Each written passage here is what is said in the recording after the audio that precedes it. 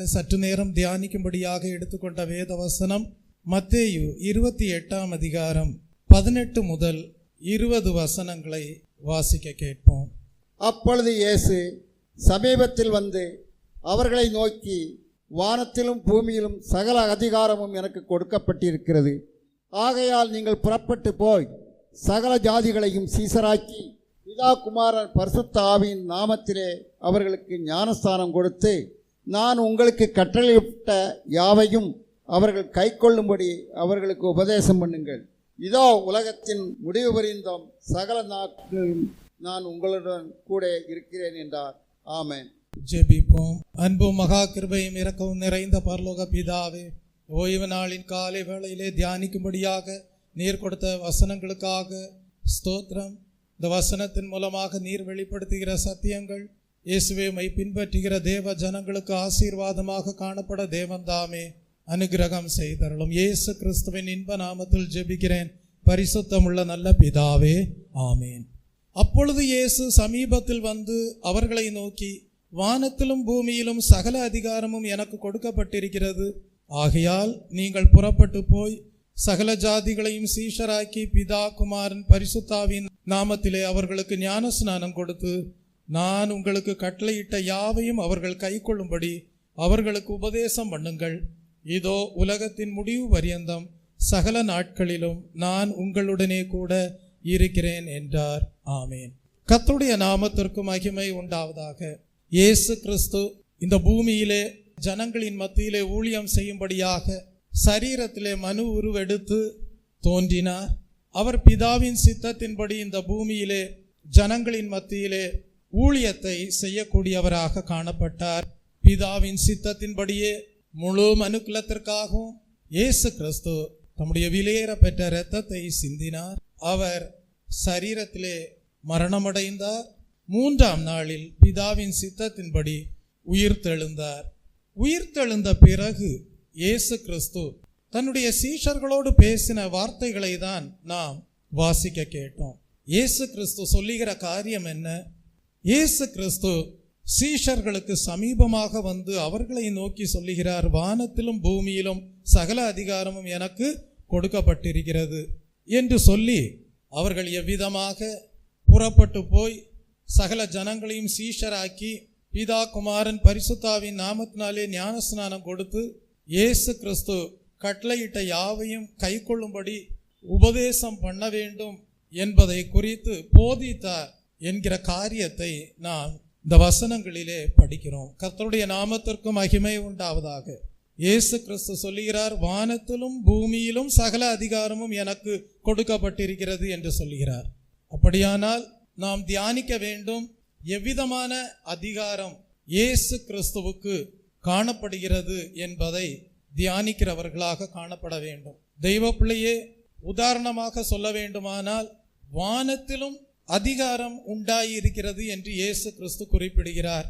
அதை குறித்து நாம் தியானிக்கும் போது எவ்விதமான அதிகாரம் இயேசு கிறிஸ்துவுக்கு உண்டாயிருக்கிறது என்பதை குறித்து படிக்கும்போது இயேசு கிறிஸ்து மாத்திரமே பரலோக பிதாவினிடத்திலிருந்து பரிசுத்தாவின் அபிஷேகத்தை வேண்டிக் கொள்கிறவர்களுக்கு பெற்றுக் கொடுக்க முடியும். அது மாத்திரமல்ல, வானத்திலும் தனக்கு அதிகாரம் உண்டு என்று சொல்லும் போது தேவ தூதர்கள் சேவை செய்யக்கூடியவர்களாக காணப்படுகிறார்கள். ஆகவே இவ்விதமாக நாம் அறிந்து கொள்ளலாம், வானத்திலும் இயேசு கிறிஸ்துவுக்கு அதிகாரம் உண்டாயிருக்கிறது என்பதை அறிந்து கொள்ளலாம். தெய்வ பிள்ளையே, அடுத்ததாக சொல்லுகிறார், பூமியிலும் சகல அதிகாரமும் காணப்படுவதாக சொல்லுகிறார். கர்த்தருடைய நாமத்திற்கு மகிமை உண்டாவதாக.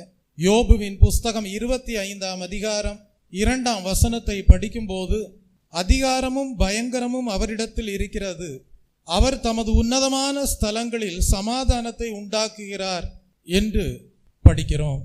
கர்த்தருடைய நாமத்திற்கு மகிமை உண்டாவதாக. அப்படியானால் தேவன் யார்? அவரோடு மனிதன் சேர முடியுமா? தேவனோடு மனிதன் சேர்வதற்கு ஏதுவான ஏதாகிலும் நம்பிக்கை உண்டா என்று ஒரு கேள்வி எழும்புகிறது அந்த வசனத்தை படிக்கும் போது. காரணம் என்னவென்றால், அந்த வசனத்திலே தேவன் எவ்வளவு பரிசுத்தமானவர் என்பதை குறித்து சுட்டி காட்டப்பட்டிருக்கிறது. தேவனுடைய பரிசுத்தத்திற்கு முன்பாக நட்சத்திரங்களே எவ்வளவு குறைபாடுகள் உள்ளதாய் இருக்கிறது. தேவனுடைய பரிசுத்தத்திற்கு முன்பாக மனிதன் எவ்வளவு குறையுள்ளவனாக காணப்படுகிறான். தேவனுக்கும் மனிதனுக்கும் இடையே எவ்வளவு பெரிய பிளவு காணப்படுகிறது. ஒரு நம்பிக்கை உண்டாயிருக்குமா என்கிற சிந்தனை அந்த வசனத்தை படிக்கும் போது ஏற்படுகிறது. தேவனோடு மனிதன் சேர முடியுமா என்கிற ஒரு கேள்விக்குரிய சிந்தனை ஏற்படுகிறது. யோபுவின் புஸ்தகம் 4ஆம் அதிகாரம் 17ஆம் வசனத்தை படிப்பீர்கள் என்றால், மனுஷன் தேவனை பார்க்கிலும் நீதிமானாய் இருப்பானோ, மனுபுத்திரன் தன்னை உண்டாக்கினவரை பார்க்கிலும் சுத்தமாய் இருப்பானோ என்று ஒரு கேள்வி எழும்புகிறது. உங்கள் எல்லாருக்கும் தெரியும், தேவனுக்கு மேலாக தன்னை உயர்த்தினவன் யார் என்றால் தேவனோடு இருந்த ஒரு தேவதூதன். தேவனுக்கு மேலாக தன்னை உயர்த்தின போது, பெருமை கொண்ட போது, நட்சத்திரங்களுக்கு மேலாக கூட்டை கட்டுவேன் என்று மனமேட்டிமை அடைந்த போது தன்னுடைய ஸ்தானத்திலிருந்து தள்ளப்பட்டான் என்று நாம் வேதத்திலே படிக்கிறோம். அப்படியானால் சுத்தம் என்று சொல்லும் போது, பரிசுத்தம் என்று சொல்லும் போது, தேவனுடைய பரிசுத்தத்துக்கு நிகரான எந்த ஒரு காரியமும் இந்த பூமியிலே இல்லை. கர்த்தருடைய நாமத்திற்கு மகிமை உண்டாவதாக. அப்படியானால் தேவனுடைய பரிசுத்தத்திற்கும் மனிதனுடைய வாழ்க்கைக்கும் இடையே ஒரு பெரிய பிளவு காணப்படுவதை நம்மால் அறிந்து கொள்ள முடிகிறது. ஆனால் தேவன் என்ன சொல்லுகிறார் என்றால், தேவன் ஒரு நம்பிக்கையை கொடுக்கிறார்.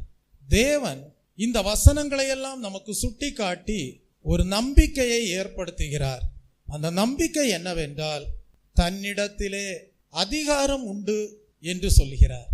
அந்த அதிகாரத்தினாலே தேவன் என்ன செய்கிறார் என்றால், தம்மை விட்டு பிரிந்து போயிருக்கக்கூடிய மனிதனை தம்மோடு சேர்த்து கொள்ள முடியும் என்கிற நிச்சயத்தை தம்முடைய வாக்குத்தத்தத்தின் மூலமாக அறிந்து கொள்ளும்படியாக செய்கிறார். கர்த்தருடைய நாமத்திற்கு மகிமை உண்டாவதாக. தம்முடைய சீஷராக மனிதர்களை, ஜனங்களை மாற்ற முடியும், தம்மோடு ஐக்கியப்படுத்த முடியும் தம்முடைய அதிகாரத்தினாலே என்கிற நம்பிக்கையை அவருடைய வாக்குத்தத்தத்தின் மூலமாக உறுதிப்படுத்தக்கூடியவராக காணப்படுகிறார். கர்த்தருடைய நாமத்திற்கு மகிமை உண்டாவதாக. ஆகவே இந்த மத்தேயு 28ஆம் அதிகாரம் 18ஆம் வசனத்தை வாசிக்கும் போதும், யோபுவின் புஸ்தகம் 25ஆம் அதிகாரம் 2ஆம் வசனத்தை படிக்கும் போதும் நாம் அறிந்து கொள்கிறோம், தேவனிடத்தில் அதிகாரம் உண்டு என்பதை அறிந்து கொள்கிறோம். அந்த அதிகாரத்தினாலே, வானத்திலே காணப்படுகிற அதிகாரத்தினாலே அவரால் பரிசுத்த ஆவியின் அபிஷேகத்தை கொடுக்க முடியும். அவரிடத்தில் பணிவிடை செய்யும்படியாக தேவ தூதர்கள் உண்டு.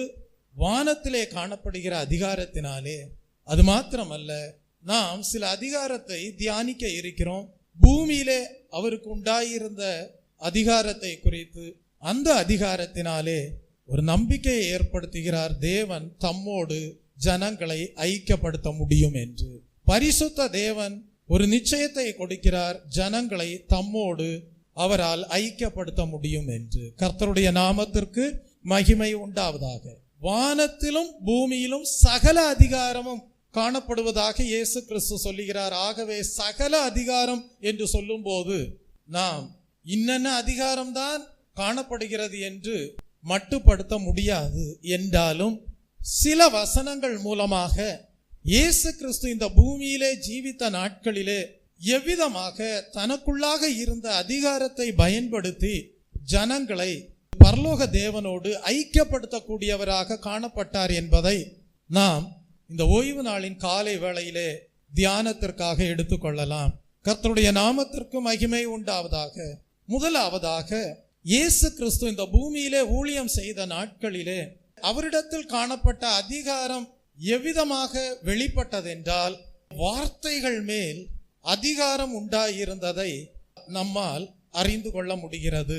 கர்த்தருடைய நாமத்திற்கு மகிமை உண்டாவதாக. லூக்கா எழுதின சுவிசேஷ புஸ்தகம் 7ஆம் அதிகாரத்திற்கு வரும்போது 1 முதல் 7 வசனங்களை படிக்கும் போது, இயேசு கிறிஸ்துனுடைய வார்த்தைகளில் எப்படி தேவனுடைய அதிகாரம் உண்டாயிருந்தது என்பதை அறிந்து கொள்ள முடிகிறது. இயேசு கிறிஸ்து கப்பர்நகூம் என்கிற இடத்திற்கு போகிறார். அந்த இடத்திற்கு போன வேளையிலே 100க்கு அதிபதியாகிய ஒருவனுக்கு பிரியமான வேலைக்காரன் வியாதிப்பட்டு மரண அவஸ்தை உடையவனாக காணப்பட்டான். அந்த 100க்கு அதிபதி யாரை குறித்து கேள்விப்படுகிறான் என்றால் இயேசுவை குறித்து கேள்விப்படுகிறான். ஆகவே அந்த 100க்கு அதிபதி இயேசுவை குறித்து கேள்விப்பட்ட பிறகு இயேசுவினிடத்தில் வந்து தன்னுடைய வேலைக்காரனை குணமாக்க வேண்டும் என்று வேண்டிக் கொள்வதை நாம் படிக்கிறோம். தெய்வ ஜனமே, இயேசு கிறிஸ்து அந்த 100க்கு அதிபதியினுடைய வேண்டுதலை ஏற்று 100க்கு அதிபதியின் வீட்டிற்கு சமீபமாக செல்கிறார். அந்த 100க்கு அதிபதி அவனுடைய சிநேகிதரை பார்த்து சொல்லுகிறான், இயேசு கிறிஸ்து என்னுடைய வீட்டிற்கு சமீபமாக வந்துவிட்டார், ஆனால் அவர் என்னுடைய வீட்டிற்குள் வருவதற்கு தன்னுடைய வீடு பாத்திரமாக இல்லை, அது தகுதியுடையதாக இல்லை. அதை இயேசுவினிடத்தில் அறிவிக்கும்படியாக தன்னுடைய சிநேகிதரிடத்தில் 100க்கு அதிபதி சொல்லுகிறான். அந்த 100க்கு அதிபதி சொல்லுகிற காரியம் என்ன? நான் அதிகாரத்திற்கு கீழ்ப்பட்டவனாயிருந்தும் எனக்கு கீழ்ப்பட்டிருக்கிற சேவகரும் உண்டு. நான் ஒருவனை போவென்றால் போகிறான், மற்றொருவனை வா என்றால் வருகிறான், என் வேலைக்காரனை இதை செய்யென்றால் செய்கிறான் என்று இயேசுவினிடத்தில் சொல்லும்படியாக சிநேகிதர்களிடத்தில் அந்த 100க்கு அதிபதி சொல்லி அனுப்புகிறான். ஆகவே அந்த 100க்கு அதிபதி சொல்லுகிற காரியம் என்னவென்றால், தன்னுடைய வீட்டிற்குள் இயேசு கிறிஸ்து வருவதற்கு தன்னுடைய வீடு தகுதியாக இல்லை, அது பாத்திரமானதா இல்லை. ஆகவே சிநேகிதர்களிடத்தில் சொல்லி அனுப்புகிறான் 100க்கு அதிபதி, இயேசு கிறிஸ்து ஒரு வார்த்தை மாத்திரம் சொன்னால் போதும், என் வேலைக்காரன் சொஸ்தமாகி விடுவான் என்று குறிப்பிடுவதை நாம் படிக்கிறோம். இயேசு கிறிஸ்து என்ன சொன்னார் என்றால் 9ஆம் வசனத்திலே படிக்கிறோம், இயேசு இவைகளை கேட்டு அவனை குறித்து ஆச்சரியப்பட்டு திரும்பி தமக்கு பின் செல்கிற திரளான ஜனங்களை நோக்கி, இஸ்ரவேலருக்குள்ளும் நான் இப்படிப்பட்ட விசுவாசத்தை காணவில்லை என்று உங்களுக்கு சொல்கிறேன் என்றார் என்று படிக்கிறோம். அப்படி சொன்ன வேளையிலே 10ஆம் வசனத்திலே படிக்கிறோம், அனுப்பப்பட்டவர்கள் வீட்டிற்கு திரும்பி வந்தபோது வியாதியாய் கிடந்த வேலைக்காரன் சுகமடைந்திருக்கிறதை கண்டார்கள் என்று படிக்கிறோம். அப்படியானால் மரண அவஸ்தை பட்டு கொண்டிருந்த வேலைக்காரன் இயேசு கிறிஸ்துனுடைய வார்த்தைகளினாலே சுகமானான் என்று படிக்கிறோம். கர்த்தருடைய நாமத்திற்கு மகிமை உண்டாவதாக. கர்த்தர் தம்முடைய வார்த்தையை அனுப்பி சுகமாக்கக்கூடியவராக இருந்தார். அந்த 100க்கு அதிபதியினுடைய ஜீவியத்தில் காணப்பட்ட விசுவாசத்தை தேவன் கனப்படுத்தக்கூடியவராக இருந்தார். அப்படியானால் இயேசு கிறிஸ்துவினிடத்தில் காணப்பட்ட அதிகாரம் எப்படிப்பட்டதாய் இருந்தது? தெய்வ ஜனமே, வார்த்தைகளிலே தேவனுடைய அதிகாரம் உண்டாயிருந்ததை நாம் அறிந்து கொள்கிறோம். தேவனுடைய வாயிலிருந்து புறப்படும் வார்த்தை வெறுமையாய் திரும்புவதில்லை என்பதை இயேசு கிறிஸ்து அறிந்து கொள்ள செய்தார். ஆம் தெய்வ பிள்ளையே, நாமும் கூட தேவனுடைய வார்த்தைகளை ரேமாவாக பெற்றுக்கொள்ளும் போது அந்த தேவனுடைய வார்த்தைகள் மீது விசுவாசத்தை வைக்க வேண்டும். சூழ்நிலை எதுவாக காணப்பட்டாலும் தேவனுடைய வார்த்தைகளை பேச வேண்டும். வார்த்தையின் அதிகாரம் வல்லமை நம்முடைய ஜீவியத்திலே தேவனுடைய அதிசயங்களை காண செய்யக்கூடியதாய் இருக்கும். கர்த்தருடைய நாமத்திற்கு மகிமை உண்டாவதாக. வானத்திலும் பூமியிலும் சகல அதிகாரம் தனக்கு உண்டாயிருக்கிறது என்று இயேசு கிறிஸ்து சொன்னார் என்றால், அவர் இந்த பூமியிலே ஊழியம் செய்த நாட்களிலே அந்த அதிகாரத்தை நாம் எவ்விதமாக அறிந்து கொள்ளலாம் என்றால், அவருடைய வாயிலிருந்து புறப்பட்ட வார்த்தைகளிலே காணப்பட்ட தேவனுடைய அதிகாரத்தை கண்டு அறிந்து கொள்ளலாம். கர்த்தருடைய நாமத்திற்கு மகிமை உண்டாவதாக. லூக்கா எழுதின சுவிசேஷ புஸ்தகம் 4ஆம் அதிகாரம் 31 முதல் 36ஆம் வசனம் வரைக்கும் படிக்கும்போது, இயேசு கிறிஸ்து கப்பர்நகூம் பட்டணத்திற்கு வருகிறார். அங்கே ஓய்வு நாட்களில் ஜனங்களுக்கு போதகம் பண்ணி கொண்டிருக்கிறார். அந்த போதகத்தை கேட்ட ஜனங்கள் என்ன சொன்னார்கள் என்றால், 32ஆம் வசனத்திலே படிக்கிறோம், அவருடைய வசனம் அதிகாரம் உள்ளதாக காணப்பட்டதாக குறிப்பிட்டார்கள். அவருடைய போதகத்தை குறித்து ஜனங்கள் எல்லாரும் ஆச்சரியப்பட்டார்கள் என்று படிக்கிறோம். ஜெப ஆலயத்திலே அசுத்த ஆவி பிடித்திருந்த ஒரு மனிதனை கொண்டு வந்திருந்திருக்கலாம். இயேசு கிறிஸ்துவனுடைய போதகத்தை கேட்டுக்கொண்டிருந்த அசுத்த ஆவி பிடித்திருந்த அந்த மனிதன் எவ்விதமாக கூக்குரலிட்டான் என்றால், ஐயோ நசரேனாகிய இயேசுவே, எங்களுக்கும் உமக்கும் என்ன எங்களை கெடுக்கவா வந்தீர்? உம்மை இன்னார் என்று அறிவேன், நீர் தேவனுடைய பரிசுத்தர் என்று உரத்த சத்தமிட்டான் என்று படிக்கிறோம். அதற்கு இயேசு கிறிஸ்து என்ன சொன்னார்? நீ பேசாமல் இவனை விட்டு புறப்பட்டு போ என்று அதை அதட்டினார். அப்பொழுது பிசாசு அவனை ஜனங்களின் நடுவிலே விழத்தள்ளி அவனுக்கு ஒரு சேதமும் செய்யாமல் அவனை விட்டு புறப்பட்டு போயிற்று. 36ஆம் வசனத்திலே படிக்கிறோம். ஜனங்கள் எல்லாரும் ஆச்சரியப்பட்டு, இது என்ன வார்த்தையோ, அதிகாரத்தோடும் வல்லமையோடும் அசுத்த ஆவிகளுக்கும் கட்டளையிடுகிறார், அவைகள் புறப்பட்டு போகிறதே என்று ஒருவரோடு ஒருவர் பேசிக்கொண்டார்கள் என்று படிக்கிறோம். அப்படியானால் வானத்திலும் பூமியிலும் சகல அதிகாரமும் காணப்படுகிறது என்று இயேசு கிறிஸ்து உரைத்தார் என்றால் அதை நாம் இன்ன அதிகாரம்தான் என்று மட்டுப்படுத்த முடியாது. ஆனாலும் இயேசு கிறிஸ்து இந்த பூமியிலே ஊழியம் செய்த நாட்களிலே அவரிடத்தில் காணப்பட்ட அதிகாரம் எவ்விதமானது என்பதை நாம் தியானிக்கும் போது அவருடைய வார்த்தைகளிலே தேவனுடைய அதிகாரம் உண்டாயிருந்ததை நாம் அறிந்து கொள்கிறோம். கர்த்தருடைய நாமத்திற்கு மகிமை உண்டாவதாக. தெய்வ ஜனமே, ஆகவே நாம் தேவனுடைய வார்த்தையின் மேல் உண்டாயிருக்கக்கூடிய அதிகாரத்தினால்தான் இன்றைக்கு தேவனுடைய பிள்ளைகளாக மாறி இருக்கிறோம். தேவன் நம்மையும் கூட அவருடைய சீடர்களாக மாற்றும் போது அவருடைய வார்த்தைகளின் மேல் உண்டாயிருக்கக்கூடிய அதிகாரத்தை நமக்கும் கொடுத்து ஆசீர்வதிக்கக்கூடியவராய் இருக்கிறார். வானத்திலேயும் தனக்கு அதிகாரம் உண்டு என்று சொல்லும் போது அவருடைய தேவ தூதர்களுடைய பணிவிடையும் நமக்கு உண்டாயிருக்கும்படியாக செய்கிறார். பரிசுத்த ஆவியானவரும் தேற்றரவாளனாக நமக்குள்ளே எந்நாளும் வாசம் பண்ணும்படியாக பரலோக பிதாவினிடத்திலிருந்து பெற்றுக் கொடுக்கக்கூடியவராக காணப்படுகிறார். கர்த்தருடைய நாமத்திற்கு மகிமை உண்டாவதாக. தெய்வ ஜனமே, இதோ நீங்கள் புறப்பட்டு போங்கள், சகல ஜனங்களையும் சீஷராக்குங்கள் என்று இயேசு கிறிஸ்து சீஷர்களுக்கு கட்டளை கொடுக்கும் போது இயேசு கிறிஸ்துவிலே அவருடைய வார்த்தையின் மேல் உண்டாயிருந்த அதிகாரத்தை தம்முடைய சீஷர்களுக்கும் கொடுக்கக்கூடியவராய் இருக்கிறார். அந்த ரேமா வார்த்தைகள் மூலமாக தான் தேவன் தம்மை விட்டு பிரிந்து இருக்கக்கூடிய ஜனங்களை தம்மோடு, பரிசுத்த தேவனாகிய தம்மோடு ஐக்கியப்படுத்தக்கூடியவராய் இருக்கிறார். பரலோக தேவனுக்கு மேலாக பரிசுத்தராக ஒருவர் இருக்கிறார் என்று யாரும் எண்ணிக்கொள்ளக்கூடாது. பரலோக தேவன் மாத்திரமே, வானத்தையும் பூமியையும் சிருஷ்டித்த தேவன் மாத்திரமே பரிபூர்ண பரிசுத்த தேவனாக காணப்படுகிறார். அவருக்கு மேலாக ஒரு மிஞ்சின நீதிமானாக காணப்படுகிறேன் என்று சொல்லப்படுவதற்கு இந்த பூமியிலே யாரும் பிறக்கவில்லை. கர்த்தருடைய நாமத்திற்கு மகிமை உண்டாவதாக. அவ்வளவு மகத்துவம் உள்ள பரிசுத்த தேவன் என்ன செய்கிறார்? தம்மை விட்டு பாவத்தினாலும் அக்கிரமத்தினாலும் பிரிந்து போயிருக்கக்கூடிய ஜனங்களை தம்முடைய ரேமா வார்த்தையினாலே, தம்முடைய அதிகாரமுள்ள வார்த்தையினாலே பரிசுத்தப்படுத்தி நோய்களிலிருந்து குணமாக்கி தம்மோடு ஐக்கியப்படுத்தக்கூடியவராய் இருக்கிறார். கர்த்தருடைய நாமத்திற்கு மகிமை உண்டாவதாக. இரண்டாவதாக நாம் தியானிக்கும் போது இயேசு கிறிஸ்துவிலே காணப்பட்ட அதிகாரம் எவ்விதமானது என்பதை குறித்து தியானிக்கும் போது இயேசு கிறிஸ்துவுக்கு மரணத்தின் மேல் அதிகாரம் உண்டாயிருந்தது. லூக்கா எழுதின சுவிசேஷ புஸ்தகம் 7ஆம் அதிகாரம் 11 முதல் 14 வசனங்களை படிக்கும் போது இயேசு கிறிஸ்து என்ன செய்கிறார்? நாயின் என்னும் ஊருக்கு போகிறார்.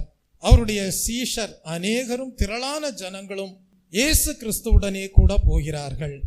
அந்த நாயின் ஊரின் வாசலுக்கு இயேசு கிறிஸ்து சமீபமாக செல்லும் போது மரித்து போன ஒருவனை அடக்கம் பண்ணும்படி கொண்டு வந்தார்கள் என்று படிக்கிறோம். அவன் தன் தாய்க்கு ஒரே மகனாய் இருந்தான் என்று படிக்கிறோம். அவளோ கைம்பெண்ணாய் இருந்தாள் என்று படிக்கிறோம். அந்த ஊரில் உள்ள வெகு ஜனங்கள் அவளுடனே கூட வந்திருப்பதை நாம் படிக்கிறோம். 13ஆம் வசனத்திலே நாம் வாசிக்கிறோம், கர்த்தர் அவளை பார்த்து அவள் மேல் மனதுருகி அழாதே என்று சொல்வதை நாம் படிக்கிறோம். பின்பு இயேசு கிட்ட வருகிறார், பாடையை தொட்டார், அதை சுமந்தவர்கள் நின்றார்கள். அப்பொழுது இயேசு கிறிஸ்து சொல்லுகிறார், வாலிபனே எழுந்திரு என்று உரைக்கிறார். மரித்தவன் எழுந்து உட்கார்ந்து பேசத் தொடங்கினான். அவனை அவன் தாயினிடத்தில் ஒப்புவித்தார் என்று படிக்கிறோம்.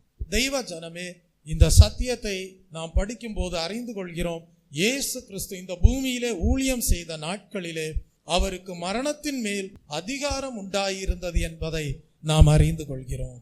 கர்த்தருடைய நாமத்திற்கு மகிமை உண்டாவதாக. மார்க் எழுதின சுவிசேஷ புஸ்தகம் 5ஆம் அதிகாரம் 21ஆம் வசனத்திலிருந்து படிக்கும் போது அங்கேயும் இதை போன்ற ஒரு சத்தியத்தை நாம் படிக்கிறோம். இயேசு கிறிஸ்து படவில் ஏறி அவர் கடலோரத்தில் இருந்தபோது திரளான ஜனங்கள் அவரிடத்தில் கூடி வந்தார்கள் என்று படிக்கிறோம். அப்பொழுது ஜெப ஆலய தலைவரில் ஒருவனாகிய எவ்வீரு என்பவன் வந்து இயேசுவை கண்டவுடனே அவருடைய பாதத்திலே விழுந்து சொல்வது என்ன, என் குமாரத்தி மரண அவஸ்தைப்படுகிறாள், அவள் ஆரோக்கியம் அடையும்படிக்கு நீர் வந்து அவள் மேல் உமது கையை வையும், அப்பொழுது பிழைப்பாள் என்று அவரை மிகவும் வேண்டிக் கொண்டான் என்று படிக்கிறோம். தெய்வ ஜனமே, இயேசு கிறிஸ்து என்ன செய்தார்? அந்த ஜெப ஆலய தலைவனோடு கூட போனார். திரளான ஜனங்கள் அவருக்கு பின் சென்றார்கள் என்று படிக்கிறோம். இதற்கு இடையே காலதாமதம் அடைகிறது. இயேசு கிறிஸ்து அந்த ஜெப தலைவனுடைய வீட்டிற்கு செல்ல அந்த யவீருவின் குமாரத்தி மரணம் அடைந்து விடுகிறாள். 35ஆம் வசனத்திலே படிக்கிறோம், அவர் இப்படி பேசிக் கொண்டிருக்கையில் ஜெப ஆலய தலைவனுடைய வீட்டில் இருந்த சிலர் வந்து, உம்முடைய குமாரத்தி மரித்து போனாள், இனி ஏன் போதகரை வருத்தப்படுத்துகிறீர் என்றார்கள். ஏன் காலதாமதமானது? இந்த யவீரு வந்து இயேசு கிறிஸ்துவனிடத்தில் பணிந்து கொள்கிறான். தன்னுடைய குமாரத்தி மரண அவஸ்தையில் இருப்பதாகவும் வந்து குணமாக்கும்படியாகவும் வேண்டிக் கொள்கிறார். ஆனால் இயேசு கிறிஸ்து அந்த ஜெப ஆலய தலைவனுடைய வீட்டிற்கு வருவதற்கு முன்பாக இடையே இன்னொரு சம்பவம் நடக்கிறது. பெரும்பாடுள்ள ஒரு ஸ்திரீ 12 வருடங்களாக கஷ்டப்பட்டு வருகிறாள். அவள் ஜன நெருக்கடியின் மத்தியிலே இயேசு கிறிஸ்துவின் வஸ்திர தொங்கலையாவது தொட்டால் சுகமாவேன் என்று சொல்லி அற்புத சுகத்தை அவளுடைய விசுவாசத்தின்படியே இயேசு கிறிஸ்துவனுடைய வஸ்திர தொங்கலை தொட்டு பெற்றுக் கொள்கிறாள். இந்த சம்பவம் நடைபெற்றபடியால் இயேசு கிறிஸ்து ஜெப ஆலய தலைவனுடைய வீட்டிற்கு வருவதற்கு காலதாமதமாகிவிட்டது. ஜெப ஆலய தலைவன் யவீருவின் மகள் மரித்து போனாள். அப்பொழுது அநேகர் சொல்லுகிறார்கள், ஜெப ஆலய தலைவனை பார்த்து, இனி ஏன் போதகரை வருத்தப்படுத்துகிறீர் என்று. அவர்கள் சொன்ன வார்த்தையை இயேசு கேட்டவுடனே ஜெப ஆலய தலைவனை பார்த்து என்ன சொல்கிறார்? 36ஆம் வசனத்திலே படிக்கிறோம், பயப்படாதே, விசுவாசம் உள்ளவனாயிரு என்று சொல்கிறார். 38ஆம் வசனத்திலே படிக்கிறோம், ஜெப ஆலய தலைவனுடைய வீட்டிலே வந்து மிகுந்த சந்தடியை அழுது புலம்புகிறதையும் இயேசு கண்டு உள்ளே பிரவேசித்து, நீங்கள் சந்தடி பண்ணி அழுகிறது என்ன, பிள்ளை மரிக்கவில்லை, நித்திரை அடைந்திருக்கிறாள் என்று சொல்கிறார். பாருங்கள், இயேசு கிறிஸ்து மரணத்தை ஒரு நித்திரையாக தான் காணக்கூடியவராக இருந்தார். ஆனால் அங்கிருந்தவர்கள் எல்லாம் இயேசு கிறிஸ்துவை பார்த்து நகைத்தார்கள். மரித்து போன எவ்வீருவின் மகளை பார்த்து இயேசு நித்திரையாய் இருக்கிறாள் என்று சொல்கிறாரே என்று சொல்லி எல்லாரும் நகைத்தார்கள். ஆனால் இயேசு கிறிஸ்து என்ன செய்தார்?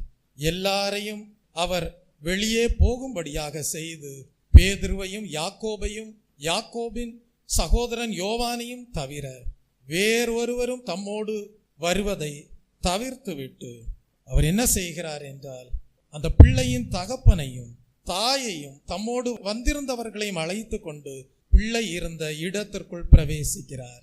பிள்ளையின் கையை பிடித்து தலி தகுமி என்றார். அதற்கு சிறுபெண்ணே எழுந்திரு என்று அர்த்தமாம். அந்த பெண் உடனே எழும்பினாள்.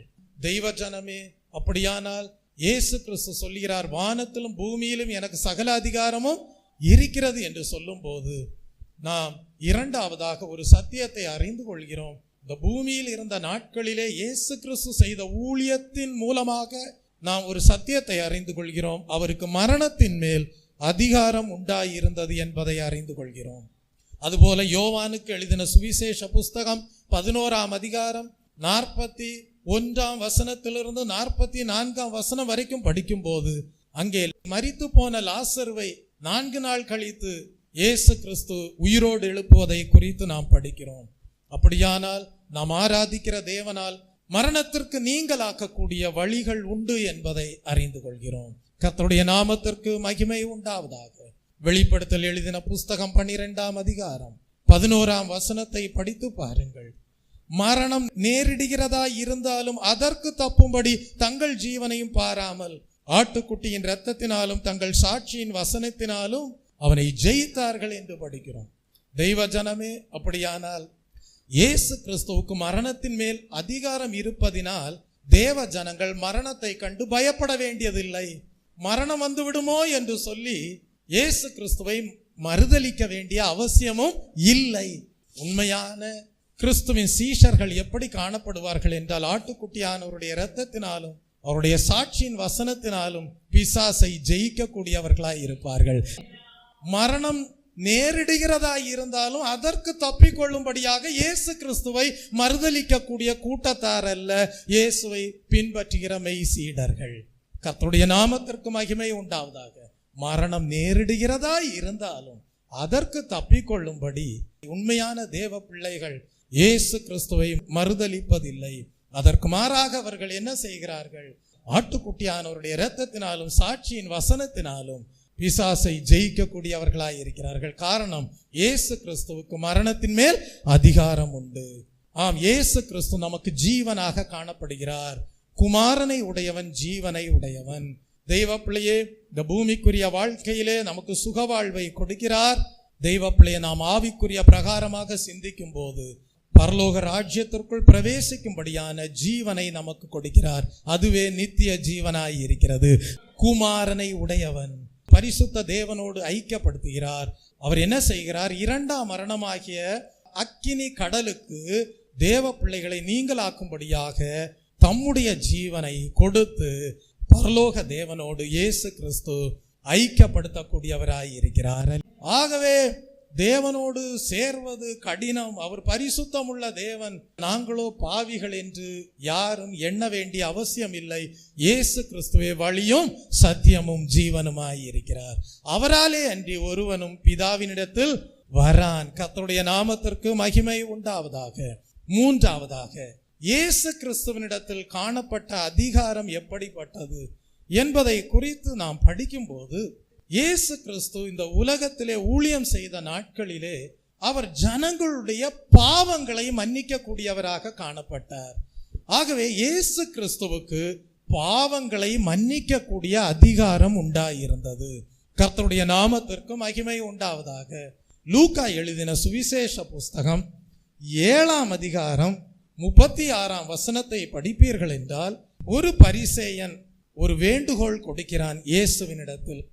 அந்த வேண்டுகோள் என்னவென்றால், தன்னுடைய வீட்டில் இயேசு வந்து போஜனம் பண்ண வேண்டும் என்று வேண்டிக் கொள்கிறான். ஆகவே இயேசு என்ன செய்கிறார்? அந்த பரிசேயனுடைய வீட்டிற்குள் பிரவேசித்து அங்கே பந்தி இருக்கிறார். ஒரு சம்பவம் அந்த வேளையிலே நடைபெறுகிறது. அந்த ஊரில் பாவியாக ஜீவித்து வந்த ஒரு ஸ்திரீ அந்த பரிசேயனுடைய வீட்டில் இயேசு பந்தி இருக்கிறதை அறிந்து ஒரு பரணியில் பரிமள தைலம் கொண்டு வந்து இயேசுவின் பாதங்களில் அதை ஊற்றி தன்னுடைய தலைமயிரால் இயேசுவின் பாதங்களை துடைப்பதை நாம் படிக்கிறோம். அவள் தன்னுடைய கண்ணீரினாலும் இயேசுவின் பாதங்களை நனைத்து இயேசுவின் பாதங்களை அவளுடைய தலைமயிரால் துடைப்பதை நாம் படிக்கிறோம். அப்பொழுது அந்த வீட்டிற்கு விருந்திற்காக அழைத்திருந்த பரிசேயன் அதை பார்த்து கொண்டே இருக்கிறான். இயேசு கிறிஸ்து உண்மையாகவே ஒரு தீர்க்கதரிசியாக இருப்பாரே ஆனால், ஒரு ஸ்திரீ தன்னை தொடும்போது அவள் இன்னாள் என்று, எப்படிப்பட்டவள் என்று அவர் அறியாதிருப்பாரா? அவள் பாவியாய் இருக்கிறாளே என்று தன்னுடைய உள்ளத்திற்குள்ளே அந்த பரிசேயன் சொல்லிக் கொண்டான். இயேசு அதை அறிந்தார். அறிந்து அந்த பரிசேயனாகிய சீமோனை பார்த்து சொல்லுகிறார், நான் உனக்கு ஒரு காரியம் சொல்ல வேண்டும் என்று சொல்லி அவர் சில காரியங்களை சொல்லுகிறார். அந்த சீமோன் என்கிற பரிசேயன், போதகரே சொல்லும் என்று சொல்லுகிறான். அப்பொழுது இயேசு கிறிஸ்து சொல்லுகிறார், ஒருவனிடத்தில் 2 பேர் கடன்பட்டிருந்தார்கள். ஒருவன் 500 வெள்ளிக்காசும் மற்றொருவன் 50 வெள்ளிக்காசும் கொடுக்க வேண்டும். கொடுக்க அவர்களுக்கு நிர்வாகம் இல்லை. ஆகவே இருவருக்கும் கடனை மன்னித்து விட்டான். அப்படி இருக்க யார் அதிகமாக அவனிடத்தில் அன்பு செலுத்துவான் என்று ஒரு கேள்வி எழுப்பினார். உடனே அந்த பரிசேயனாகிய சீமோன் என்ன சொல்கிறான் என்றால், எவனுக்கு அதிகமாக நீர் மன்னித்தீரோ அவன்தான் மன்னித்தவர்களை அதிகமாக நேசிப்பான் என்று பதில் கொடுப்பதை நாம் படிக்கிறோம். உடனடியாக இயேசு கிறிஸ்து சொல்லுகிறார், சரியாக நிதானித்தாய். ஆகவே ஸ்திரீனிடத்தில் இயேசு கிறிஸ்து திரும்பி பார்த்து சொல்லுகிறார், சீமோனை பார்த்து சொல்லுகிறார், இந்த ஸ்திரீயை பார்க்கிறாயே, நான் உன் வீட்டில் பிரவேசித்தது முதல் நீ என் கால்களுக்கு தண்ணீர் தரவில்லை, ஆனால் இவளோ கண்ணீரினால் என் கால்களை நனைத்து தன் தலைமயிரினால் அவைகளை துடைக்கிறாள். நீ என்னை முத்தம் செய்யவில்லை, இவளோ நான் உட்பிரவேசித்தது முதல் என் பாதங்களை ஓயாமல் முத்தம் செய்கிறாள். நீ என் தலையில் எண்ணெய் பூசவில்லை, இவளோ என் பாதங்களில் பரிமள தைலம் பூசினாள். ஆதலால் இயேசு கிறிஸ்து சொல்லுகிறாள், அந்த பரிசேயனாகிய சீமோனை பார்த்து சொல்லுகிறார், நான் உனக்கு சொல்லுகிறேன், இவள் செய்த அநேக பாவங்கள் மன்னிக்கப்பட்டது, இவள் மிகவும் அன்பு கூர்ந்தாளே என்று சொல்லுகிறார். தெய்வ பிள்ளையே, எவனுக்கு கொஞ்சம் மன்னிக்கப்படுகிறதோ அவன் கொஞ்சமாய் அன்பு கூறுவான் என்று பதில் கொடுப்பதை நாம் படிக்கிறோம். தெய்வ பிள்ளையே, இந்த சத்தியத்தை நீங்கள் அறிந்து கொள்ளும் போது தேவன் உங்களுக்கு வெளிப்படுத்தக்கூடிய விஷயம் என்னவென்றால், இயேசு கிறிஸ்து இந்த பூமியிலே ஊழியம் செய்து கொண்டிருந்த நாட்களிலே அவருக்கு அதிகாரம் உண்டாயிருந்தது. அந்த அதிகாரம் எப்படிப்பட்டதென்றால், பாவங்களை மன்னிக்கக்கூடிய அதிகாரம் அவருக்கு உண்டாயிருந்தது. கர்த்தருடைய நாமத்திற்கு மகிமை உண்டாவதாக. தெய்வ பிள்ளையே, இயேசு கிறிஸ்து இந்த உலகத்திலே ஊழியம் செய்து கொண்டு வந்த நாட்களிலே மாத்திரமல்ல, மரித்தார், சிலுவையிலே அறையப்பட்டார், முழு மனுக்குலத்திற்காகவும் இரத்தம் சிந்தினார். இன்றைக்கு பிதாவின் வலது பார்சத்திலே வீற்றிருந்து முழு மனுக்குலத்திற்காகவும் பரிந்து பேசும்போது அவர் எதிர்பார்ப்பது என்ன? தாம் கல்வாரி சிலுவையிலே ஏற்படுத்தின ஆசீர்வாதத்தின் பிரமாணங்களை ஜனங்கள் நோக்கி பார்க்க வேண்டும். இயேசு கிறிஸ்துவின் இரத்தம் சகல பாவங்களை நீக்கி சுத்திகரிக்கும் என்கிற வாக்குத்தத்தம் ஜனங்களுக்கு ஆசீர்வாதமாக காணப்பட வேண்டும்.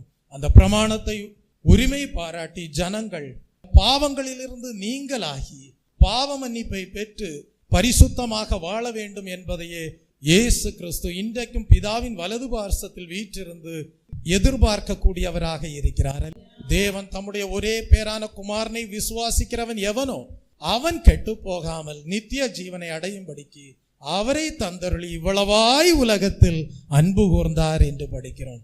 உண்மையாகவே திரளான பாவங்கள் யாருடைய வாழ்க்கையிலே இயேசு கிறிஸ்துவின் மூலமாக மன்னிக்கப்பட்டிருக்கிறதோ அவர்கள் அதிகமாக இயேசு கிறிஸ்துவை, பரலோக பிதாவாகிய தேவனை தம்மோடு ஐக்கியப்படுத்தினதற்காக அன்பு கூர்ந்து ஜீவிக்கிறவர்களாய் இருப்பார்கள். எல்லாவற்றிற்கும் மேலாக ஒரு மனிதன் தன்னை பரிசுத்தமாக மாற்றின தேவனிடத்தில் அதிகமாக அன்பு கூறக்கூடியவனாக காணப்படுவான். பாவங்களை மன்னிக்கக்கூடிய அதிகாரம் இயேசு கிறிஸ்துவனிடத்தில் உண்டாயிருந்தது. மத்தேயு எழுதின சுவிசேஷ புஸ்தகம் 9ஆம் அதிகாரத்திற்கு வரும்போது 1 முதல் 6 வசனங்களை படிப்பீர்கள் என்றால், இயேசு கிறிஸ்து படவில் ஏறி ஒரு பட்டணத்திற்கு வருகிறார். அங்கே படுக்கையிலே கிடந்த ஒரு திமிர்வாதக்காரனை இயேசு கிறிஸ்துவனிடத்தில் கொண்டு வந்தார்கள் என்று படிக்கிறோம். ஆகவே தன்னிடத்தில் விசுவாசத்தோடு ஒரு திமிர்வாதக்காரனை, படுக்கையிலே படுத்து கிடந்த திமிர்வாதக்காரனை கொண்டு வந்தபோது அவர்களுடைய விசுவாசத்தை இயேசு கிறிஸ்து கண்டு என்ன சொல்கிறார்? அந்த திமிர்வாதக்காரனை நோக்கி, மகனே திடங்கொள், உன் பாவங்கள் உனக்கு மன்னிக்கப்பட்டது என்று சொல்வதை நாம் படிக்கிறோம். அப்பொழுது அங்கே காணப்பட்ட நின்றிருந்த வேத பாரகரில் சிலர் என்ன சொல்கிறார்கள்? அவர்கள் தங்களுடைய உள்ளத்திலே சொல்லிக் கொண்டது என்னவென்றால், இவருக்கு பாவங்களை மன்னிக்கக்கூடிய அதிகாரம் யார் கொடுத்தது என்று அவர்கள் தங்களுடைய உள்ளத்திலே சொல்லிக் கொண்டார்கள். ஆகவே இயேசு அவர்கள் நினைவுகளை எல்லாம் அறிந்து என்ன சொல்கிறார்? நீங்கள் உங்கள் இருதயங்களில் பொல்லாதவைகளை சிந்திக்கிறது என்ன? உன் பாவங்கள் மன்னிக்கப்பட்டது என்று சொல்வதோ, எழுந்து நடவென்று சொல்வதோ எது எளிது என்று ஒரு கேள்வியை கேட்டுவிட்டு சொல்கிறார், பூமியிலே பாவங்களை மன்னிக்க மனுஷகுமாரனுக்கு அதிகாரம் உண்டென்பதை நீங்கள் அறிய வேண்டும் என்று சொல்லி அந்த திமிர்வாதக்காரனை நோக்கி சொல்லுகிறார், நீ எழுந்து உன் படுக்கையை எடுத்துக்கொண்டு உன் வீட்டிற்கு போ என்று உரைப்பதை நாம் படிக்கிறோம். கர்த்தருடைய நாமத்திற்கு மகிமை உண்டாவதாக. இதிலிருந்து நீங்கள் அறிந்து கொள்ளக்கூடிய சத்தியம் என்ன? இயேசு கிறிஸ்துவுக்கு வானத்திலும் பூமியிலேயும் சகல அதிகாரம் உண்டாயிருந்தது என்றால், அவர் இந்த பூமியிலே ஊழியம் செய்த நாட்களிலே அவரிடத்தில் உண்டாயிருந்த அதிகாரம் எப்படிப்பட்டது என்பதை நாம் இந்த வசனத்தின் மூலமாகவும் அறிந்து கொள்கிறோம். அவருக்கு பாவங்களை மன்னிக்கக்கூடிய அதிகாரம் உண்டாயிருந்தது. தெய்வ பிள்ளையே, இன்றைக்கும் பாவத்திலே வாழ்கிற எந்த ஒரு மனிதனாக காணப்பட்டாலும் அவனுக்கு ஒரு நிவாரணம் உண்டு. கிருபாதார பலியாக இயேசு கிறிஸ்து கல்வாரி சிலுவையிலே ஒவ்வொரு மனிதனுக்காகவும் மரித்திருக்கிறார். ஒரு மனிதனாகிலும் துன்மார்க்கனாக வாழ்வதை தேவன் விரும்புவதில்லை. ஒரு மனிதனாகிலும் பாவத்திலேயே வாழ்ந்து அப்படியே ஜீவிக்க தொடர்ந்து வாழ்வதை ஒரு நாளும் தேவன் விரும்புவதில்லை. ஆகவே கிருபையின் நாட்கள் ஒவ்வொரு மனிதனுக்கும் குறிக்கப்பட்டிருக்கிறது. அந்த கிருபையின் நாட்களுக்கு முன்பாக மனம் திரும்பி இயேசு கிறிஸ்துவை சொந்த இரட்சகராக ஏற்றுக்கொண்டு அவருடைய விலையேற பெற்ற இரத்தத்தினாலே கழுவி சுத்திகரிக்கப்படுவானே ஆனால், பாவங்கள் நீங்களாக்கப்பட்டிருக்கிறது என்கிற நல்மனசாட்சியோடு ஜீவிப்பானே ஆனால் பாக்கியவானாயிருப்பான். பரலோக தேவனோடு பரிசுத்த தேவனோடு ஐக்கியப்பட்டவனாக காணப்படுவான். இயேசு கிறிஸ்துவிலே காணப்பட்ட அதிகாரம் மனிதனுக்கு ஆசீர்வாதமாக காணப்பட்டிருக்கும். நான்காவதாக, இயேசு கிறிஸ்துவனிடத்திலே காணப்பட்ட அதிகாரம் எப்படிப்பட்டது என்பதை குறித்து நாம் சிந்திக்கும் போது, இயேசு கிறிஸ்துவுக்கு இயற்கையின் மேல் அதிகாரம் உண்டாயிருந்தது. கர்த்தருடைய நாமத்திற்கு மகிமை உண்டாவதாக. அவர் இந்த பூமியிலே ஊழியம் செய்து வந்த நாட்களிலே இயற்கையின் மேல் அவருக்கு அதிகாரம் உண்டாயிருந்தது என்பதை அறிந்து கொள்கிறோம். லூக்கா எழுதின சுவிசேஷ புஸ்தகம் 8ஆம் அதிகாரத்திற்கு வரும்போது 22ஆம் வசனத்திலிருந்தே நீங்கள் வாசித்து பார்க்கலாம். ஒரு நாள் இயேசு கிறிஸ்து தம்முடைய சீஷர்களோடு படவில் ஏறுகிறார். வாருங்கள் அக்கறைக்கு போவோம் என்று சொல்லி அவர் அப்படியே புறப்பட்டு போகிறார். என்ன நடக்கிறது? அவர்கள் கடலிலே அந்த படவிலே பிரயாணப்பட்டு போகும்போது கடலிலே சுழற்காற்று உண்டானது என்று படிக்கிறோம். அந்த சுழற்காற்று மோசமாக காணப்பட்டபடியால் அவர்கள் பிரயாணப்பட்ட படவு ஜலத்தினால் நிறைந்தது, தண்ணீரினால் நிறைந்தது என்று அறிந்து கொள்கிறோம். அப்பொழுது சீஷர்கள் எல்லாரும் இயேசுவினிடத்தில் வந்து என்ன சொல்கிறார்கள்? ஐயரே, ஐயரே, மடிந்து போகிறோம் என்று சொல்லி இயேசு கிறிஸ்துவை எழுப்புகிறார்கள். அப்படியானால் இயேசு கிறிஸ்துவிலே 100% மனித தன்மை காணப்பட்டது, 100% தெய்வீக தன்மையும் காணப்பட்டது. ஆகவே அவர் மனித சரீரத்திலே, மாம்ச சரீரத்திலே காணப்பட்டபடியால் அநேக ஊழியங்களை செய்தபடியினால் அவருக்கும் களைப்பு உண்டாயிருந்திருக்கும். படவிலே பிரயாணப்பட்ட வேளையிலே அவரோ நித்திரை செய்து கொண்டிருக்கிறார்.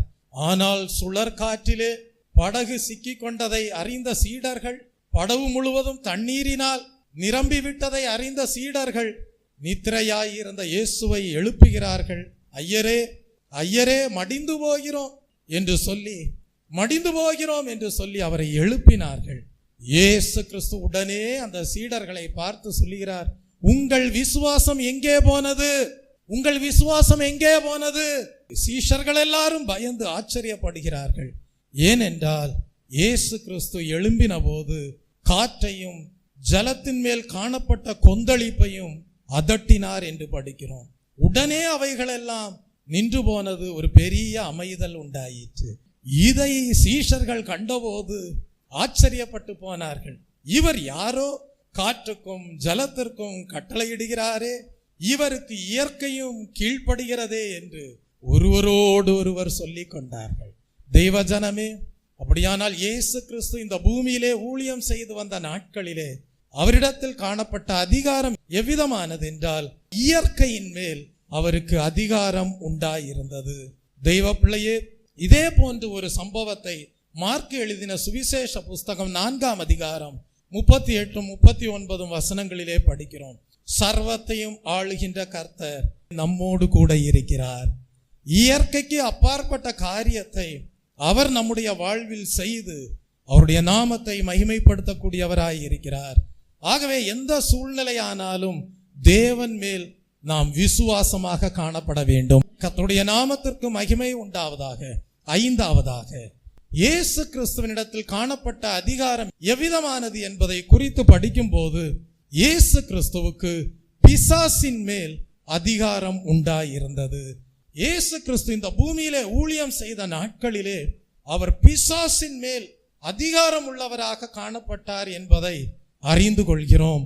லூக்கா எழுதின சுவிசேஷ புஸ்தகம் 8ஆம் அதிகாரம் 26ஆம் வசனத்திலிருந்து படிக்கும் போது, இயேசு கிறிஸ்து கலிலேயாவுக்கு எதிரான கதிரேனருடைய நாட்டிற்கு வருகிறார். அவர் கரை இறங்குகிறார். அப்பொழுது நெடு நாளாய் பிசாசுகள் பிடித்திருந்தவனும் வஸ்திரம் தெரியாதவனும் வீட்டில் தங்காமல் பிரேத கல்லறைகளிலே தங்கினவனுமாய் இருந்த அந்த பட்டணத்து மனுஷன் ஒருவன் இயேசுவுக்கு எதிராக வந்தான் என்று படிக்கிறோம். அந்த பிசாசு பிடித்த மனிதன் இயேசுவை கண்டபோது கூக்குரலிட்டு சொன்னது என்ன? உன்னதமான தேவனுடைய குமாரனே, எனக்கும் உமக்கும் என்ன? என்னை வேதனைப்படுத்தாதபடிக்கு உம்மை வேண்டிக் கொள்கிறேன் என்று மகா சத்தத்தோட சொன்னான் என்று படிக்கிறோம். அந்த அசுத்த ஆவி அவனை விட்டு போகும்படி இயேசு கட்டளையிட்டார் என்பதை நாம் அறிந்து கொள்கிறோம். அந்த அசுத்த ஆவி வெகு காலமாக அவனை பிடித்திருந்தது என்பதை அறிந்து கொள்கிறோம். அவன் சங்கிலிகளினாலும் விலங்குகளினாலும் கட்டுண்டு காவல் பண்ணப்பட்டிருந்தான் என்று அறிந்து கொள்கிறோம். அவன் கட்டுகளை முறித்து போட்டு பிசாசினால் வனாந்திரங்களுக்கு துரத்தப்பட்டிருந்தான் என்பதையும் அறிந்து கொள்கிறோம். ஆனால் இயேசு அந்த பிசாசு பிடித்திருந்த மனிதனை நோக்கி என்ன சொன்னார் என்றால், உன் பெயர் என்ன என்று கேட்டார். அதற்கு அவன் என்ன சொல்கிறான்? லேகியோன் என்றான். அநேகம் பிசாசுகள் அவனுக்குள் குடிகொண்டிருந்தபடியால் அந்த பெயரை சொன்னான் என்று அறிந்து கொள்கிறோம். அவன் ஒரு கட்டளையிடும்படியாக இயேசுவை வேண்டிக் கொண்டான். அந்த கட்டளை என்ன? அநேக பிசாசுகளோடு குடியிருந்த அவனுடைய ஜீவியமானது பாதாளத்திலே போக கட்டளையிடாதபடிக்கு அவரை வேண்டிக் கொண்டான் என்று படிக்கிறோம். அந்த பகுதியிலே அநேக பன்றிகள் மலையிலே மேய்ந்து கொண்டிருந்தது.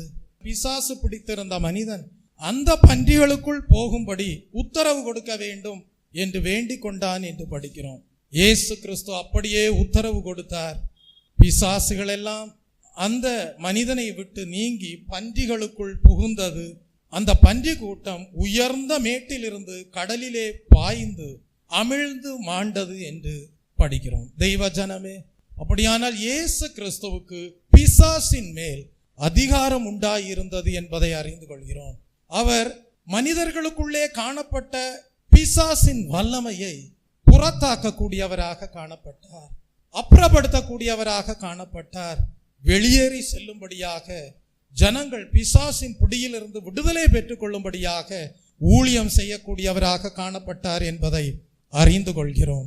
அப்போஸ்தலர் எழுதின நடபடிகளின் புஸ்தகம் 10ஆம் அதிகாரம் 38ஆம் வசனத்தை படிப்பீர்கள் என்றால், நசரேனாகிய இயேசுவை தேவன் பரிசுத்த ஆவியினாலும் வல்லமையினாலும் அபிஷேகம் பண்ணினார்.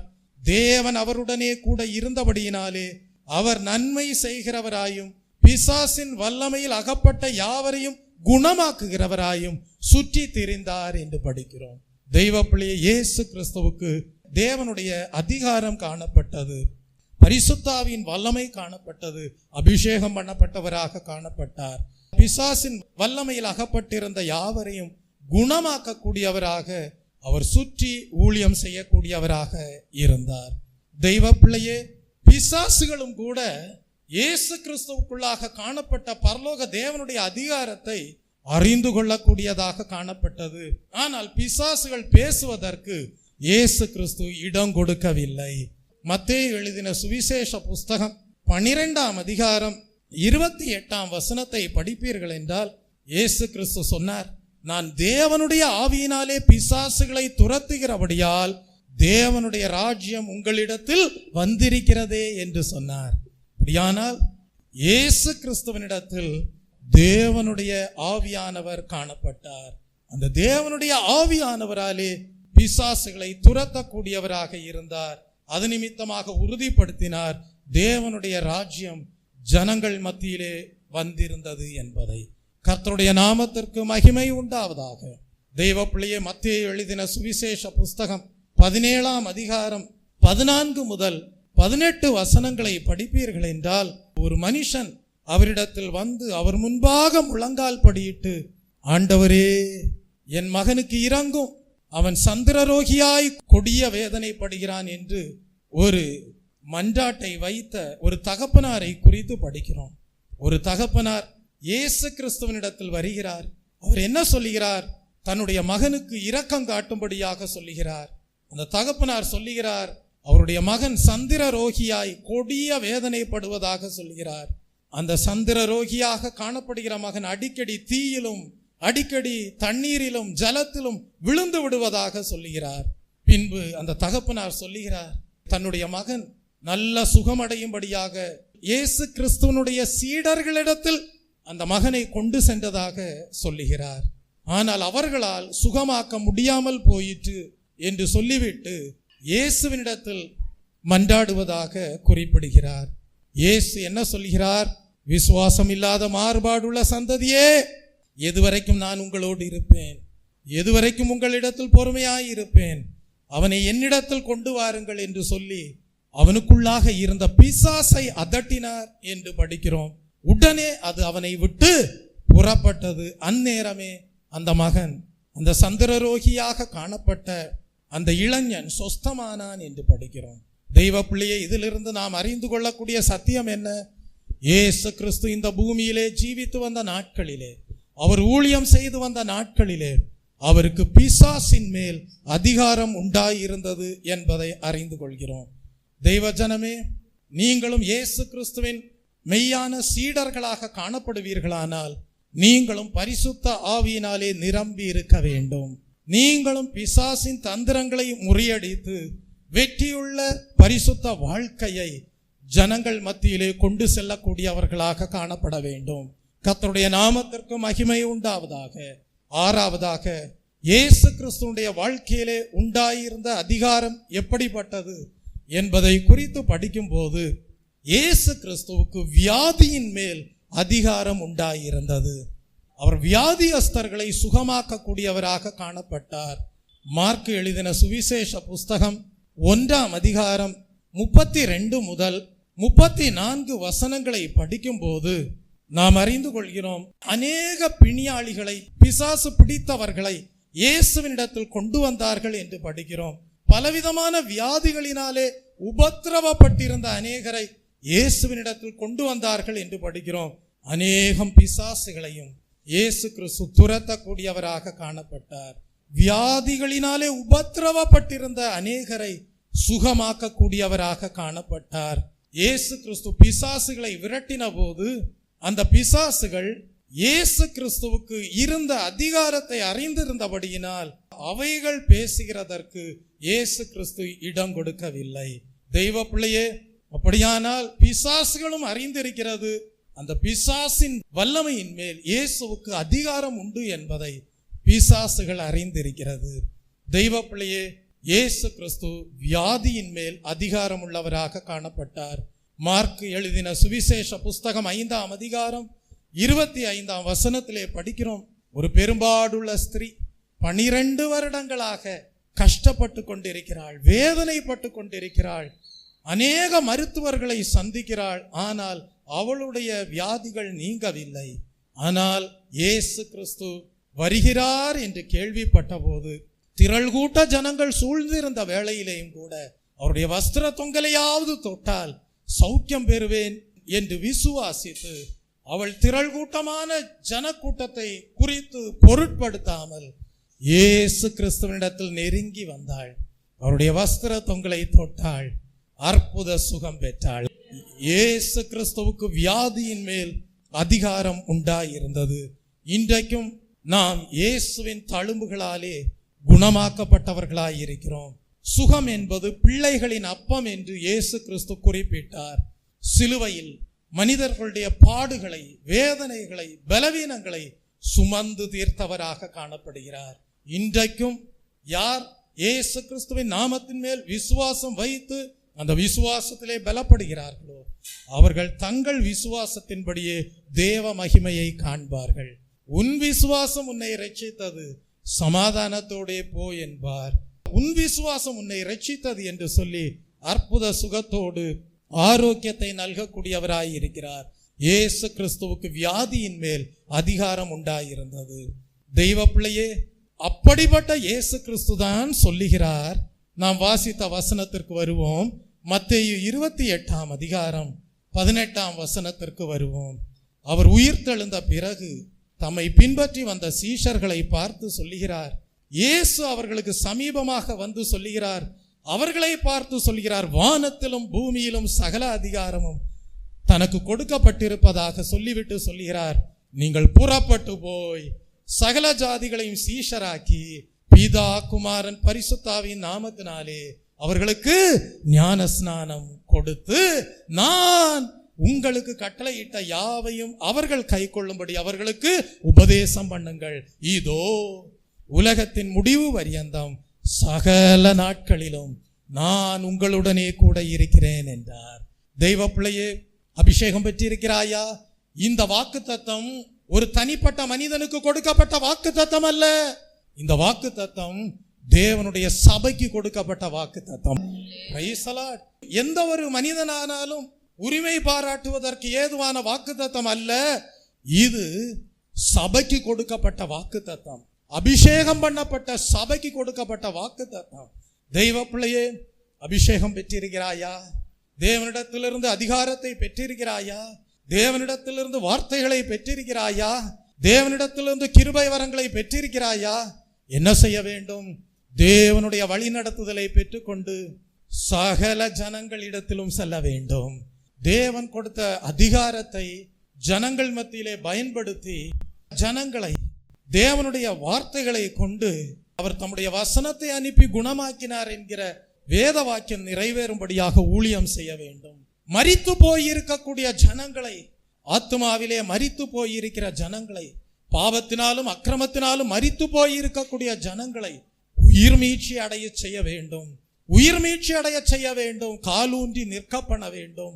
கர்த்தரோடு நடக்க பண்ண வேண்டும். கர்த்தரோடு உறவாட வைக்க வேண்டும். உங்கள் பாவங்களை மன்னிக்க இயேசு கிறிஸ்துவினால் முடியும் என்கிற நல்ல சுவிசேஷ வார்த்தைகளை எடுத்துரைத்து கல்வாரி சிலுவையை ஜனங்கள் நோக்கி பார்க்கும்படியான ஊழியத்தை செய்ய வேண்டும். ஜனங்கள் பரிசுத்தமாக வாழும்படியாக பரிசுத்த தேவனோடு ஐக்கியப்படுத்தக்கூடிய ஊழியத்தை நிறைவேற்ற வேண்டும். இயேசு கிறிஸ்துவுக்கு இயற்கையின் மேலும் அதிகாரம் உண்டாயிருக்கிறது. அந்த அதிகாரத்தையும் தேவன் தம்முடைய ஊழியர்களுக்கு கொடுக்கிறார். நீ தண்ணீரிலே நடந்தாலும் அதிலே மூழ்கி போக மாட்டாய், நீ அக்கினியிலே நடந்தாலும் அதிலே வெந்து போக மாட்டாய் என்று வாக்குத்தத்தம் கொடுத்திருக்கிறார்.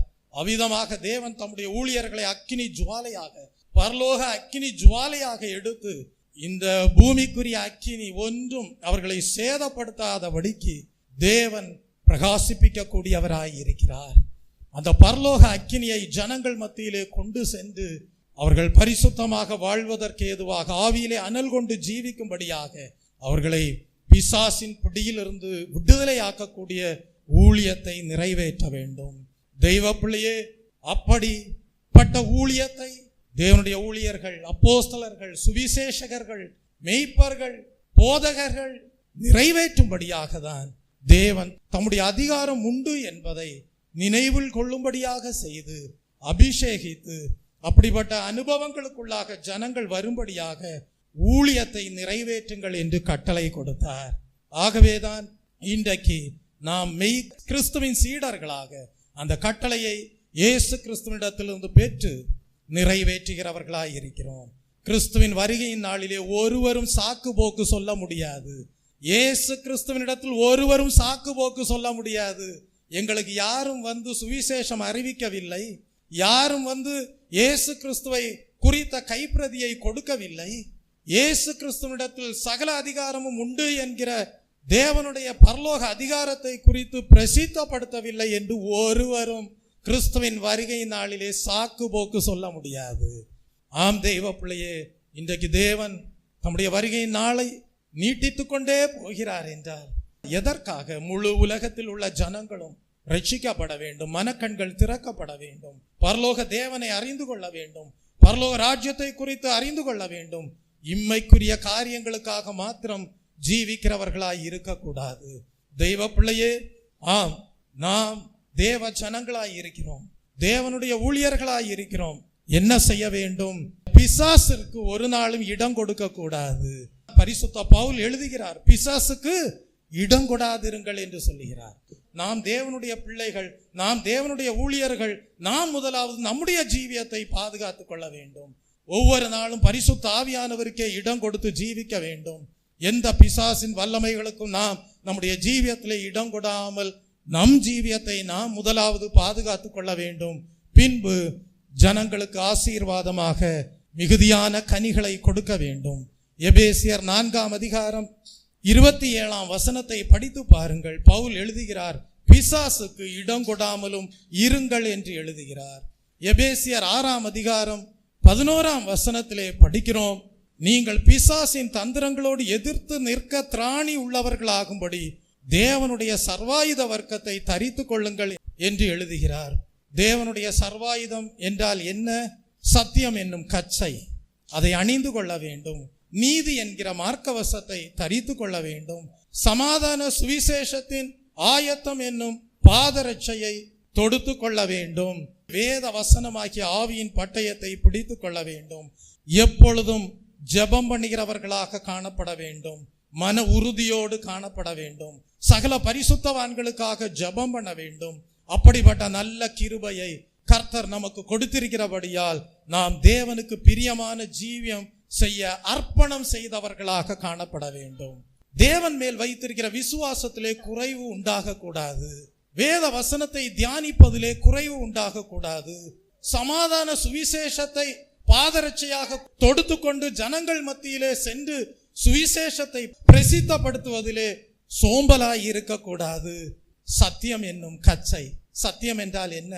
வேத வசனத்திலே காணப்படுகிற உண்மை, பரலோக ராஜ்யத்தை குறித்து காணப்படுகிற உண்மை, பரிசுத்த தேவனை குறித்து காணப்படுகிற உண்மை, அதை சத்தியமாக நம்முடைய ஜீவியத்திலே கச்சையாக தரித்து கொள்ள வேண்டும். தெய்வ பிள்ளையே, ரட்சிப்பு, தேவன் அருளி செய்த ரட்சிப்பு பெரியது. அதுதான் தலை கவசமாக காணப்பட வேண்டும். அந்த ரட்சிப்பை நாம் நம்முடைய வாழ்க்கையில இழந்து போகக்கூடாது. தேவனுடைய கரம் ரட்சிப்பின் கரமாக நம்முடைய சிரசின் மீது காணப்படுகிறது என்கிற நிச்சயத்தோடு ஜீவிக்க வேண்டும். தெய்வ பிள்ளையே, அப்படி நாம் தொடர்ந்து ஜீவித்து ஜெபம் பண்ணுகிறவர்களாக, சகல பரிசுத்தவான்களுக்காக வேண்டுதல் செய்கிறவர்களாக காணப்படும்படியாக தான் தேவன் தம்முடைய நல்ல கிருபைகளை நம்முடைய வாழ்க்கையிலே கொடுத்திருக்கிறார். நாம் தேவனுக்கு பிரியமான ஜீவியம் செய்யும்படியாக நம் வாழ்க்கையை அர்ப்பணிப்போமாக. அப்படி அர்ப்பணித்து ஜீவிக்கும் போது நம் வாழ்க்கை அநேக ஜனங்களுக்கு ஆசீர்வாதமாக காணப்படும். அநேக குடும்பங்களுக்கு ஆசீர்வாதமாக காணப்படும். சமுதாயத்திற்கு ஆசீர்வாதமாக காணப்படும். தேசத்திற்கு ஆசீர்வாதமாக காணப்படும். முழு உலகத்திற்கும் ஆசீர்வாதமாக காணப்படும். தேவனுடைய வாக்குத்தத்தம் நம் மூலமாக நிறைவேறும்படியான பாக்கியகரமான தேவ சபையாக நம்முடைய ஜீவியம் ஜீவனுள்ள தேவனுடைய ஆலயமாக காணப்படும்.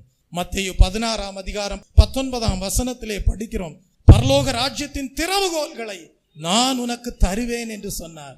எப்படி சொன்னார்? பரலோக ராஜ்யத்தின் திறவுகோல்களை நான் உனக்கு தருவேன் என்று சொன்னார். சுவிசேஷத்தை பிரசித்தப்படுத்தக்கூடிய அதிகாரத்தை நமக்கு தேவன் கொடுத்திருக்கிறார். அந்த அதிகாரத்தை நாம் பாதுகாத்து கொண்டு நல்ல சேவை செய்வோம். ஜனங்கள் ஆசீர்வாதமாக வாழும்படியாக நம்முடைய கண்களை மூடுவோம், ஜெபிப்போம். இயேசு கிறிஸ்து சொன்ன வாக்கு தத்தம் மெய்யான தேவனுடைய சபையிலே நிறைவேறும்படியாக ஜீவியத்தை அர்ப்பணம் செய்வோம். இயேசு கிறிஸ்து தம்மை பின்பற்றி வந்த சீடர்களை பார்த்து சொன்னார். அவர்களுக்கு சமீபமாக வந்து சொன்னார். அவர்களை நோக்கி பார்த்து சொன்னார், வானத்திலும் பூமியிலும் சகல அதிகாரமும் எனக்கு கொடுக்கப்பட்டிருக்கிறது. ஆகையால் நீங்கள் புறப்பட்டு போய் சகல ஜாதிகளையும் சீஷராக்கி. சில ஸ்தாபனத்தில் உள்ளவர்கள் இருக்கிறார்கள், அவர்கள் அதோடு நிறுத்தி விடுவார்கள், மறுபகுதியை சொல்ல மாட்டார்கள். பிதா, குமாரன், பரிசுத்தாவின் நாமத்தினாலே ஞான ஸ்நானம் கொடுத்து என்று சொன்ன தேவனுடைய வார்த்தைகளை உரைக்க மாட்டார்கள். மெய்யான தேவனுடைய சபை யார்? அவர்கள் எவ்விதமாக ஊழியம் செய்வார்கள்? புறப்பட்டு போவார்கள், சகல ஜாதிகளையும் சீஷராக்குவார்கள், பின்பு பிதா, குமாரன், பரிசுத்தாவின் நாமத்தினாலே அவர்களுக்கு ஞான ஸ்நானம் கொடுப்பார்கள். பின்பு இயேசு கிறிஸ்து கட்டளையிட்ட யாவையும் அவர்களுக்கு பிரசித்தப்படுத்தி உபதேசம் பண்ணக்கூடியவர்களாய் இருப்பார்கள். அப்படிப்பட்ட தேவ சபையிலே தேவன் வாசம் பண்ணுகிறவராய் இருக்கிறார்.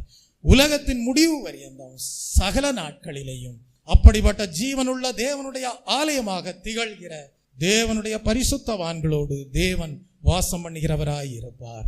அப்படியே தேவன் நம்மோடு எந்நாளும் வாசமாய் இருந்து அநேக ஜனங்களுடைய வாழ்க்கையிலே தேவன் ஏற்படுத்த விரும்புகிற ரட்சிப்பின் அனுபவம் அவர்களுடைய வாழ்க்கையிலே நிறைவேறும்படியாக பரிசுத்த தேவனோடு ஐக்கியப்படக்கூடிய பாக்கியத்தை ஒவ்வொருவரும் பெற்றுக்கொள்ளும்படியாக இந்த வேளையிலே நாம் ஜெபிப்போம். இயேசு கிறிஸ்துவினால் சீடராகுவோம், விசுவாசத்தில் முன்னடப்போம். இயேசு கிறிஸ்துவினால் சீடராகுவோம், விசுவாசத்தில் முன்னடப்போம். இனி எல்லாருமே அவர் பணிக்கெனவே ஒன்றாய் என்னாலும் உழைத்திடுவோம். நாம் இயேசு ராஜாவே இதோ வேகம் வாராரே, அதிவேகமாய் செயல்படுவோம். நாம் இயேசு ராஜாவே இதோ வேகம் வாராரே, அதிவேகமாய் செயல்படுவோம். அன்பும் மகா கிருபையும் இரக்கமும் நிறைந்த பரலோக பிதாவே, இந்த ஓய்வு நாளின் காலை வேளையிலே இயேசுவே சகல அதிகாரமும் வானத்திலும் பூமியிலும் உமக்கு உண்டு என்கிற வசனத்தின் மூலமாக நீர் எடுத்துரைத்த சத்திய தேவ வார்த்தைகளுக்காக பரிசுத்த ஆவியானவரே உமக்கு நன்றி செலுத்துகிறேன். உம்முடைய ஜனங்களும் உம்முடைய ஊழியக்காரர்களும் உம்மிடத்தில் இருந்த அதிகாரத்தை நீர் அருளுகிற பரிசுத்தாவின் அபிஷேகத்தின் மூலமாக தேவனுடைய பரிசுத்தவான்களாக ஜீவிப்பதின் மூலமாக கிருபை வரங்களை பெற்று அநேக ஜனங்களுக்கு ஆசீர்வாதமாக ஊழியம் செய்யும்படியாக தேவனே நீர் தகுதிப்படுத்தும். அதற்கேற்ற ஜப ஜீவியம் ஒவ்வொருடைய வாழ்க்கையிலும் உண்டாயிருப்பதாக, அதற்கேற்ற வேத தியானம் ஒவ்வொருடைய வாழ்க்கையிலும் உண்டாயிருப்பதாக ஆசீர்வதிக்கிறேன். எல்லா துதி கன மகிமை யாவும் உமக்கே ஏறெடுக்கிறேன். மீட்பர் இயேசு கிறிஸ்துவின் இன்ப நாமத்தில் ஜெபிக்கிறேன் பரிசுத்தமுள்ள நல்ல பிதாவே, ஆமேன். என் ஆத்துமாவே கர்த்தரை ஸ்தோத்தரி, என் முழு உள்ளமே பரிசுத்த நாமத்தை ஸ்தோத்தரி. என் ஆத்துமாவே கர்த்தரை ஸ்தோத்தரி, அவர் செய்த சகல உபகாரங்களையும் மறவாதே, ஆமேன். நம்முடைய கர்த்தராகிய இயேசு கிறிஸ்துடைய கிருபையும் பிதாவாகிய தேவனுடைய அன்பும் பரிசுத்த ஆவியானவருடைய அந்யோன்ய ஐக்கியமும் இன்றும் என்றும் சதா காலங்களிலும் நம் அனைவரோடும் நம்முடைய குடும்பங்களோடும் சபையாரோடும் இருப்பதாக, ஆமீன். தேவனின் அடைக்கலமே,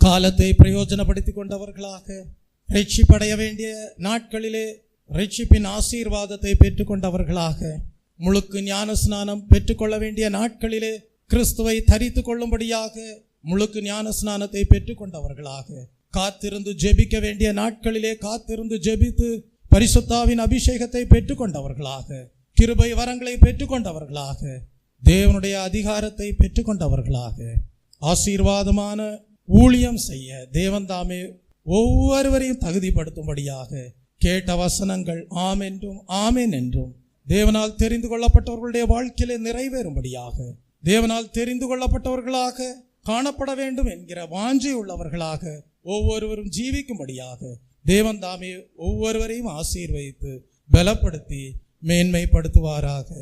ஆமீன்.